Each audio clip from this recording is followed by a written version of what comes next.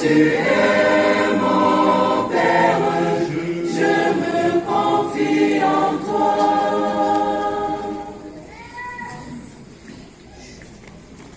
Mon Père, en toi je me confie. En tes mains, je mets mon esprit. Je te le donne, le cœur plein d'amour. Je n'ai qu'un désir, t'appartenir, car tu es mon Père.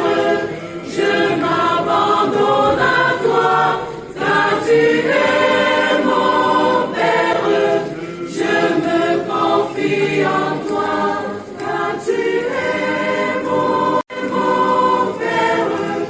Je me confie en toi. Je n'ai qu'un désir, t'appartenir, car tu es mon Père. Je m'abandonne à toi, car tu es mon Père.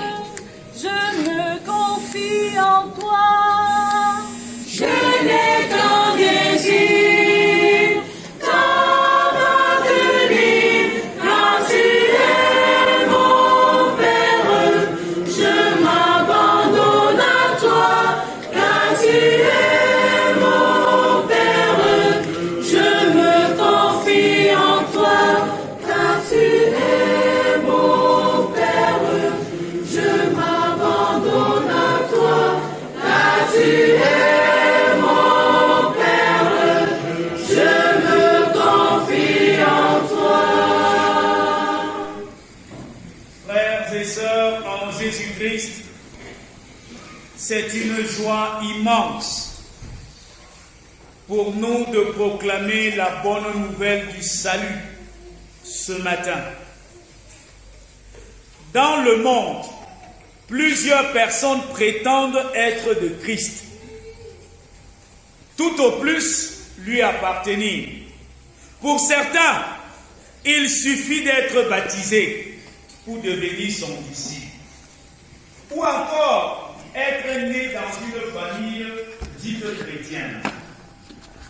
Pour les plus intrépides, il suffit d'avoir une Bible pour devenir son disciple.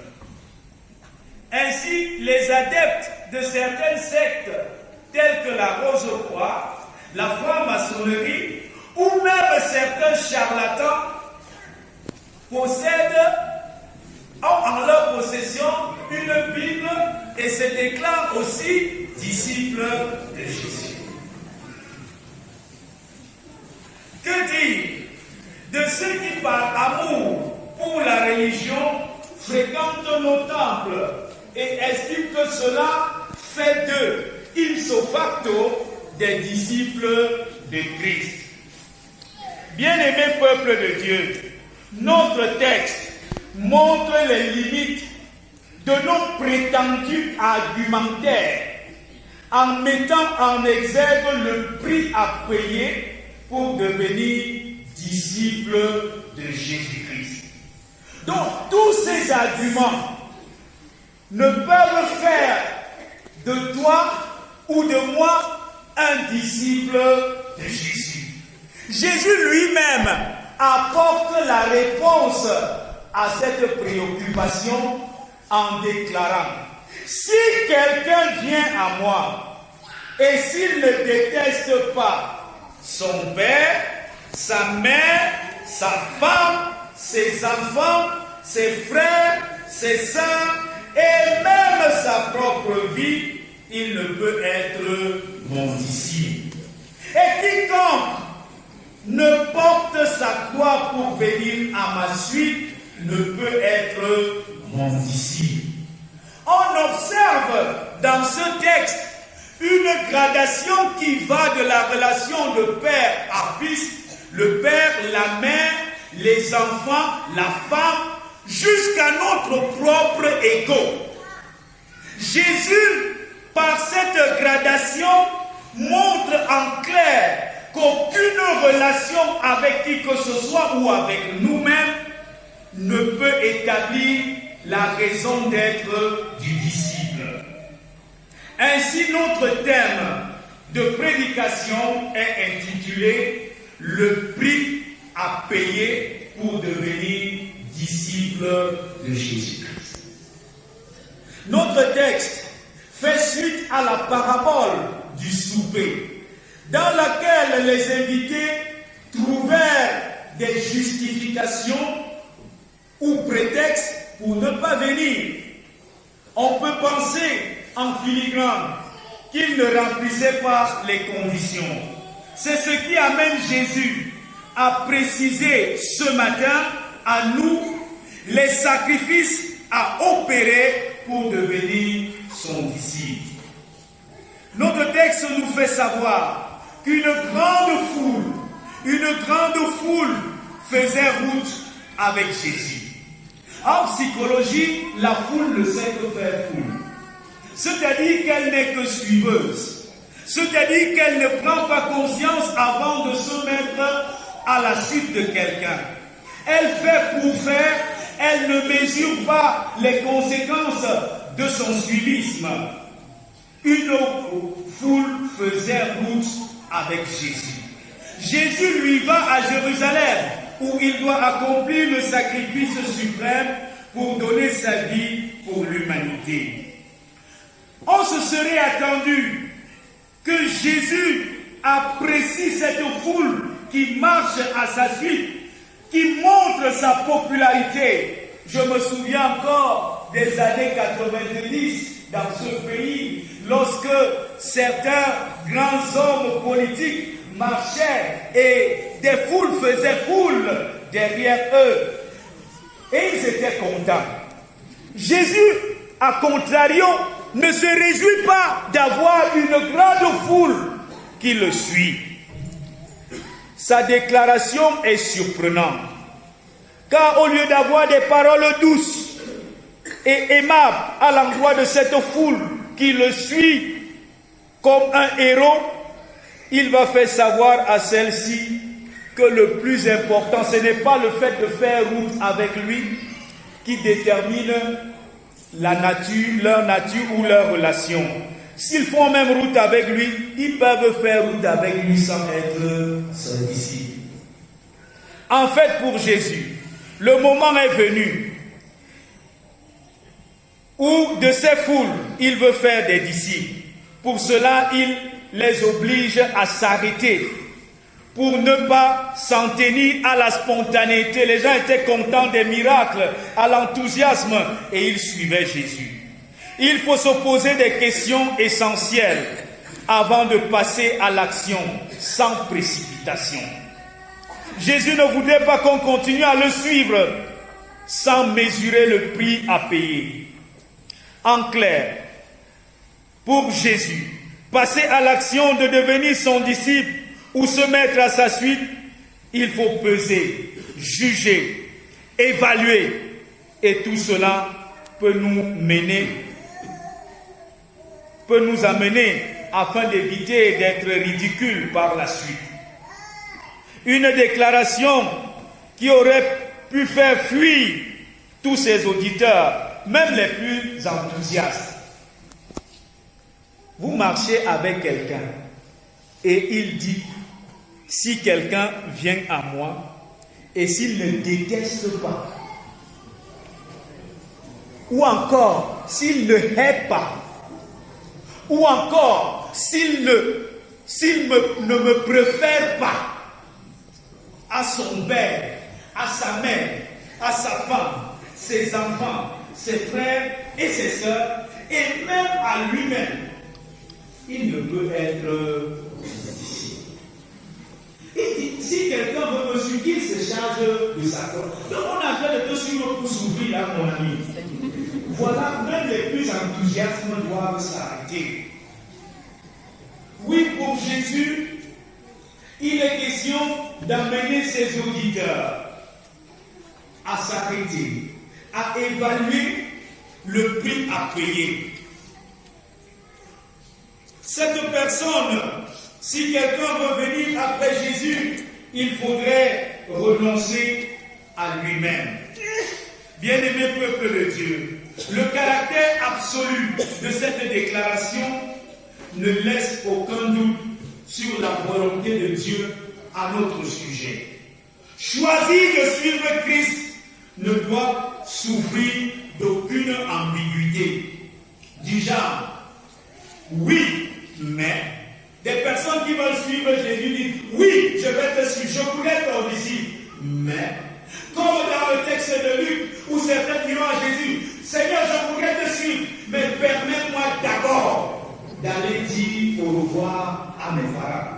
Et l'autre lui dit, Seigneur, je te suivrai, mais permets-moi d'aller d'abord ensevelir mon Père. Jésus montre que le suivre, c'est oui, pas ajouter un mais. C'est donc un absolu. Jésus est clair en mettant notre manière de raisonner en cause. Notre Seigneur nous rappelle qu'avec Dieu, c'est la loi du tout ou rien. Ou on est disciple de Christ, ou on ne l'est pas. Pas question de partager prudemment entre Dieu et le monde. Autrement dit, il n'est pas question de céder à Dieu quelques aspects de notre vie et de gérer nous-mêmes le reste. Quel est le prix à payer pour être disciple de Jésus? Premièrement, préférer Jésus à qui que ce soit. Dans notre texte, Jésus ne préconisait pas l'abandon des responsabilités familiales. Jésus ne dit pas qu'il ne faut pas aimer son père, qu'il ne faut pas aimer sa mère. Non, ce n'est pas de ça qu'il est question. Jésus dit que si tu préfères d'abord ton père, d'abord ta mère, d'abord ta femme à lui, et si tu te préfères toi-même d'abord à lui, tu n'es pas digne de devenir son disciple. Ainsi, l'emploi du terme préféré avait pour but d'aborder une question importante en marquant l'esprit des gens, en provoquant un électrochoc. Dans ce texte, préférer signifie aimer Dieu par-dessus tout, au point que toute autre personne ou autre chose deviendrait secondaire. Notre amour pour Dieu doit être si grand que nous ne lui préférons personne, même ceux à qui nous devons naturellement le plus d'amour. Ainsi, l'affection naturelle de la famille passe au second plan.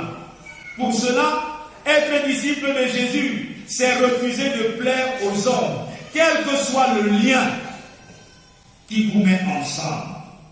Dans notre société, où les hommes sont attachés à certains parents qui le rangent au rang des dieux, on constate que certains préfèrent leurs parents vivants ou défunts à la personne de Christ. Mais la réalité, c'est qu'on préfère plus les défunts à la personne de Christ. On a tellement peur d'un sort d'un défunt. Jésus est clair. Le choisir, c'est lui donner la première place. Être son disciple, c'est la loi du tout ou rien. Remarquons que Jésus nous invite non seulement à le préférer à tout être humain, y compris à nous-mêmes. Comment vas-tu préférer Jésus à toi-même? En réalité, Jésus nous appelle au renoncement à notre ego, au renoncement à nos intérêts et à nos plaisirs, au désir de notre chair pour une dépendance totale à sa personne. C'est ça, préférer Jésus à nous-mêmes. Préférer Jésus à nous-mêmes, c'est saisir sa parole. Il dit une chose, je saisis cette chose-là, je fais. Même si je ne la comprends pas, je fais parce que Jésus a parlé. Cette préférence qui me distingue de la foule et fait de moi, c'est cette préférence qui me distingue de la foule et fait de moi son disciple.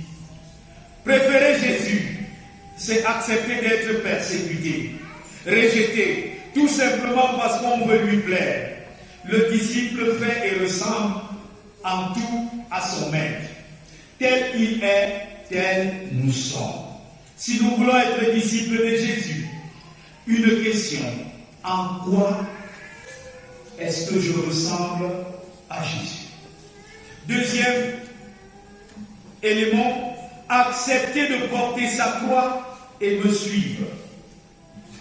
Pour Jésus, le sacrifice à payer, c'est accepter avec joie, d'être distingué, même si cela passe par le rejet, les moqueries, les trahisons.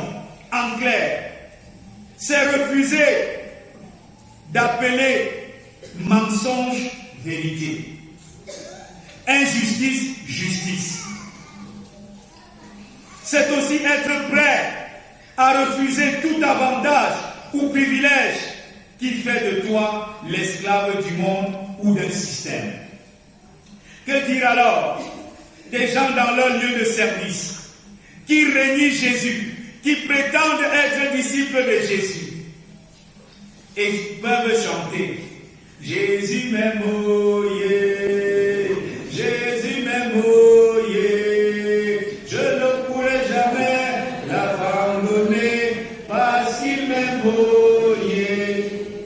Et alors, on lui dit qu'il faut faire la corruption, il donne la part du chef, ou alors on l'enlève. Choisis donc ton Jésus là. On va donc se rendre à l'évidence que plusieurs vont tourner la veste en disant la chair broute là où elle est attachée. Jésus n'a pas besoin de tels disciples. C'est porter sa croix, c'est accepter le rejet des hommes, accepter que les plaisirs du monde ne font plus partie de ta vie. C'est accepter par la foi que Jésus est capable de tout dans ta vie.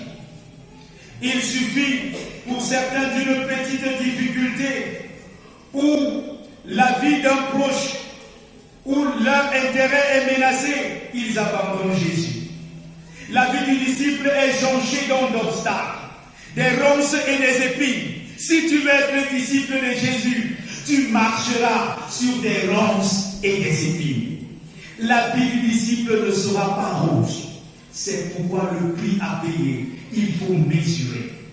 Lorsqu'on porte sa croix par amour pour Christ, il est facile de le suivre, de comprendre les orientations qu'il donne à chaque situation. Dernier élément, renoncer à tout ce que tu possèdes pour devenir disciple. Renoncer à tout ce que tu possèdes. Jésus, cette fois-là, est englobant. Il ne dit même pas de renoncer seulement à toi, même ce que tu possèdes. Ici, Jésus voudrait dire que s'il y a quelque chose qui prend sa place dans ton cœur, renonce à cela. Renoncer à tout ce que tu possèdes, tout ce que tu as, ne doit pas te détourner de Jésus. S'il en arrive que cela te détourne de Jésus, tu dois y renoncer.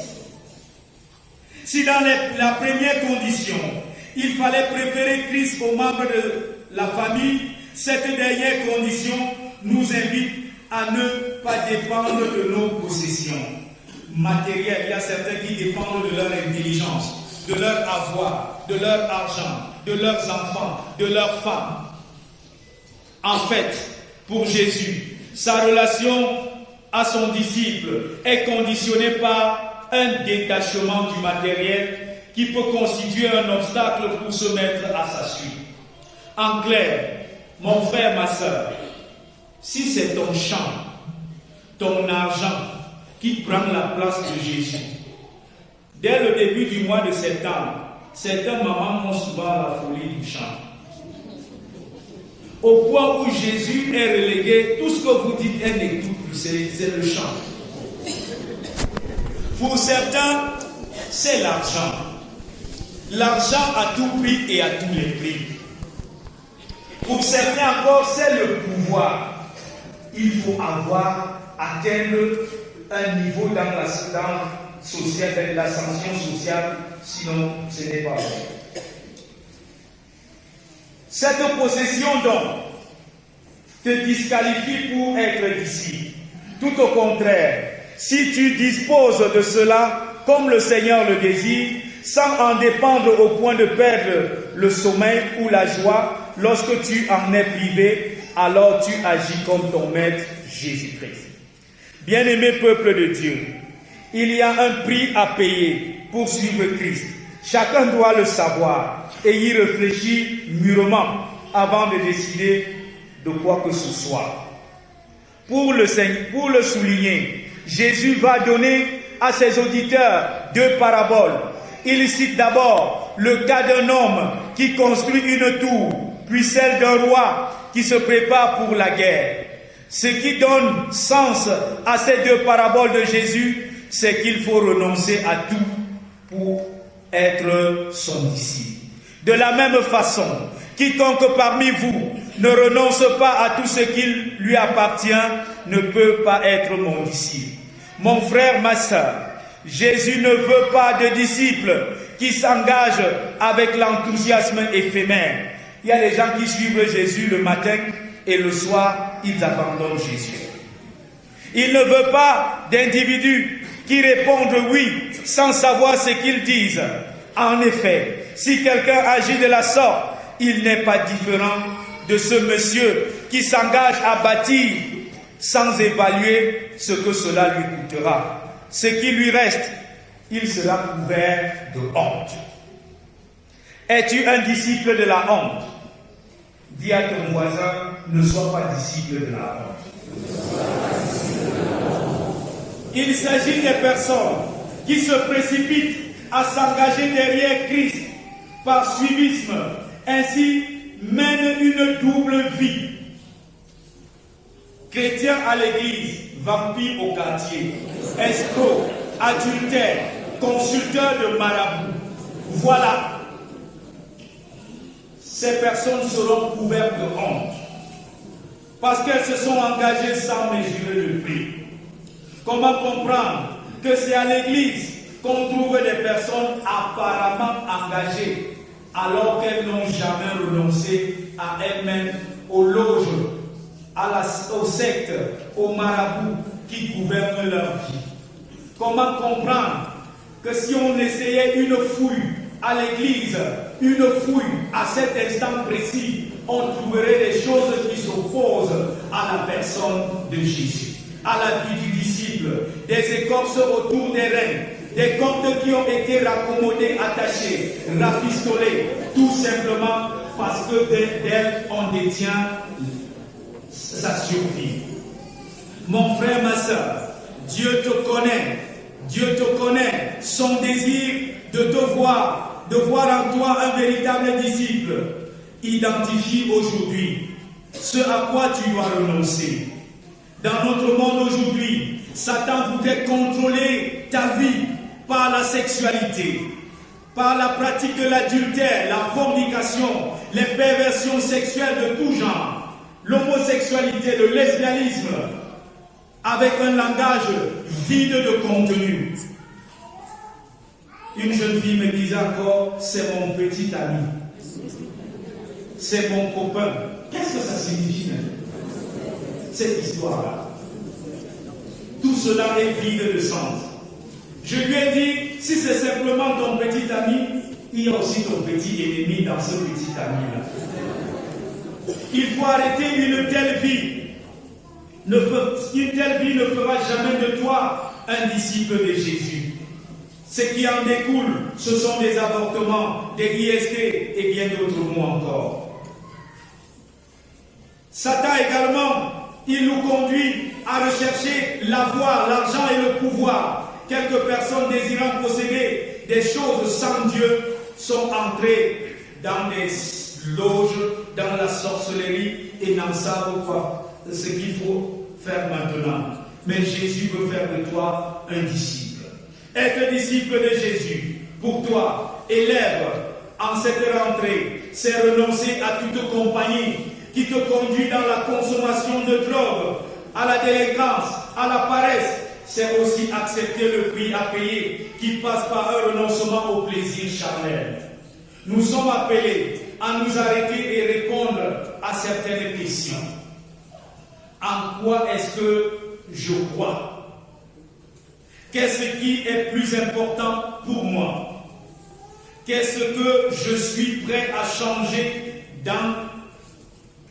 Qu'est-ce que je suis prêt à changer de mon mode de vie pour être disciple de Christ? Comment est-ce que je m'engage dans le monde à mener la vie de disciple? Bien-aimé, comme ceux qui suivaient Jésus, tu es libre d'accepter ces conditions ou de les refuser. Certains sur eux, avec des amulettes, ont décidé de refuser les conditions de Jésus. D'autres courent après des huiles de protection, des écorces, et veulent même prendre la Sainte Seine. Il faut d'abord vous dépouiller. Mon ami, acceptez de renoncer à tout cela. Accepte de renoncer à tout cela et tu seras un disciple qui honore le Seigneur. Mais ne le fais pas par précipitation. Fais-le ayant pris conscience et mesuré les conséquences. Fais-le par amour pour toi-même et par confiance à Jésus-Christ. En définitive, réponds à ces quelques questions. Suis-je prêt à suivre Jésus jusqu'au bout? Suis-je prêt à suivre Jésus jusqu'au bout? Suis-je prêt à tout quitter pour le suivre? Suis-je prêt à le préférer à tout, même à mes proches, même à ma propre vie? La réponse à ces différentes questions dépend de toi par une résolution bien mûrie qui fera de toi un disciple distingué. Que celui qui a des oreilles pour entendre, entend ce que l'Esprit a révélé. Amen. Amen.